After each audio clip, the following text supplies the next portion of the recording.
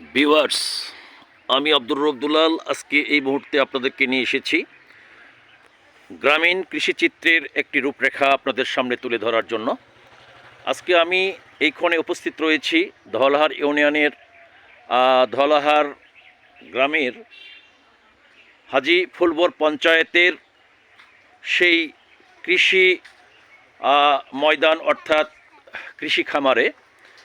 তার বাংলাদেশের এই কৃষি সমাজের কৃষি খামারের কিছু চিত্র আপনাদেরকে দেখাতে চাই। এখন চলছে পৌষ মাস, মোটামুটি আমন ধানের সকল প্রকার ধান মাঠ থেকে উত্তোলন হয়েছে এখন কৃষির আঙিনায়, কৃষকদের আঙিনায়।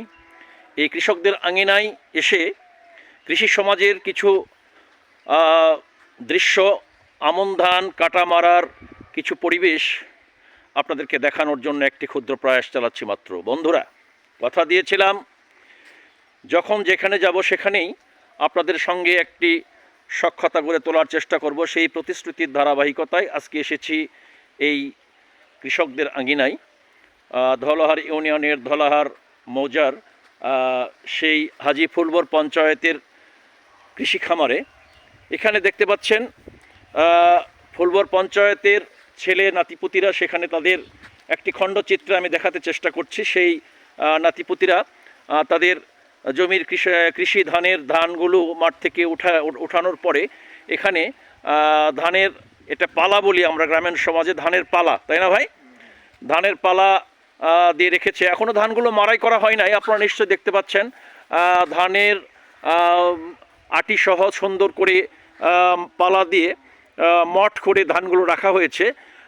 আবহাওয়া সুন্দর যখন হবে, অর্থাৎ এখন অনেকটা আবহাওয়া বিরূপ আবহাওয়া চলছে, শীতের সময় পৌষ মাস, এখন সময় মোটামুটি বেলা 11টা, কিন্তু রৌদ্রের দেখা নেই।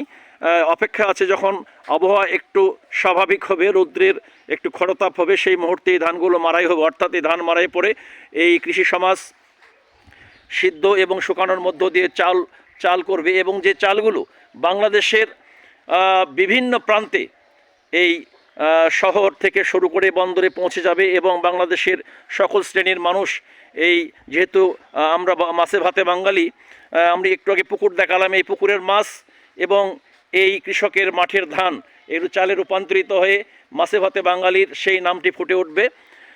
সেই ধারাবাহিকতায় আজকে নিয়ে এসেছি, এই দাঁড়িয়ে আছে হাজি ফুলবর পঞ্চায়েতের নাতি, তাই না ভাই? আপনার নাম কি ভাই? আফজাল হোসেন। হাজি ফুলবর পঞ্চায়েতের সে এক নাতি, সেও আসলে বয়োবৃদ্ধ হয়ে গেছে বলা যায়। হাজি ফুলবর পঞ্চায়েত ছিলেন এই ধলাহার ইউনিয়নের একজন প্রখ্যাত ব্যক্তি।